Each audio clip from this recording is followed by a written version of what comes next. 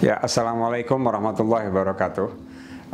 Para pemirsa yang saya hormati, kalau kita berpikir mengenai makna puasa, maka kita perlu memahami bahwa puasa itu adalah sebuah ritual yang sudah ada cukup lama dalam sejarah manusia. Dia ada dalam Islam, salah satu ritual penting dalam Islam, tapi juga dia adalah sebuah ritual yang ada dalam agama-agama lain, dalam tradisi-tradisi lain di sepanjang sejarah manusia. Meskipun demikian, setiap saat pemaknaannya bisa berbeda, di tempat yang berbeda, di waktu yang berbeda, ada makna-makna lain yang bisa dimunculkan. Jadi dia bisa selalu kontekstual. Dalam konteks kita hari-hari ini, kita tidak bisa berbicara terlepas dari realitas merebaknya wabah COVID-19 ini yang mewarnai kehidupan kita secara sangat signifikan. Yang menarik dari wabah ini adalah penyebabnya adalah sebuah virus yang kecil, bahkan tidak bisa dilihat oleh mata telanjang. Dia sesuatu yang ilmuwan masih mendiskusikan apakah ini bisa disebut sebagai makhluk yang hidup atau tidak hidup. Sebagian menyebut dia tidak hidup dan hidup hanya sebagai parasit. Namun sesuatu yang sepertinya tidak signifikan seperti ini bisa mengubah hidup kita secara luar biasa. Bahkan bisa dikatakan menghentikan peradaban manusia hampir di seluruh dunia. Kita dipaksa berhenti. Dampak yang luar biasa. Sehingga dari perspektif manusia kita melihat ini sebagai sesuatu yang sangat merugikan. Tapi dari perspektif yang lain, perspektif yang lebih luas, kalau kita melihat perspektif alam secara lebih besar, yang agak mengejutkan adalah bahwa kita melihat justru ada hal-hal baik muncul di masa ini.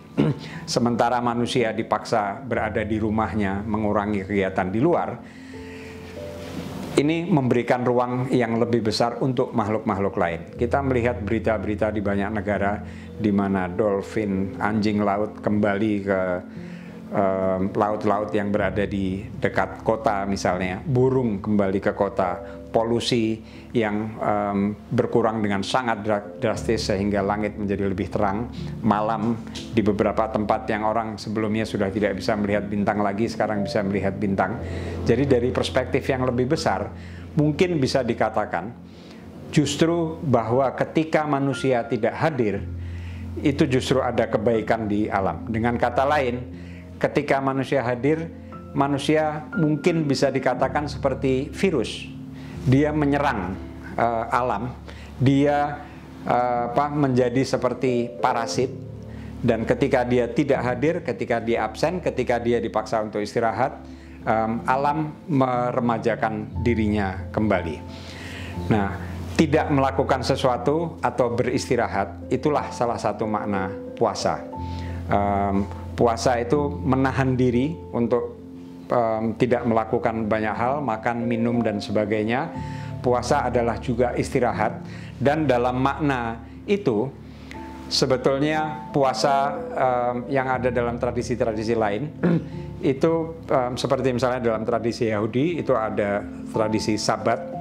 Setiap Sabtu orang tidak melakukan apapun atau sangat dibatasi hanya hal-hal tertentu.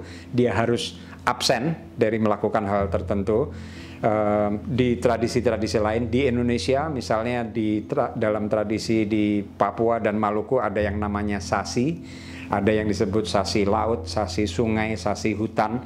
Itu adalah proses di mana orang tidak boleh mengambil sesuatu dari sungai, dari laut, dari hutan.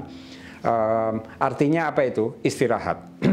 Nah, dalam makna seperti inilah, istirahat itu tidak melakukan sesuatu, itu menjadi penting, itu memberi kesempatan untuk makhluk selain manusia, untuk alam secara umum, meremajakan dirinya kembali.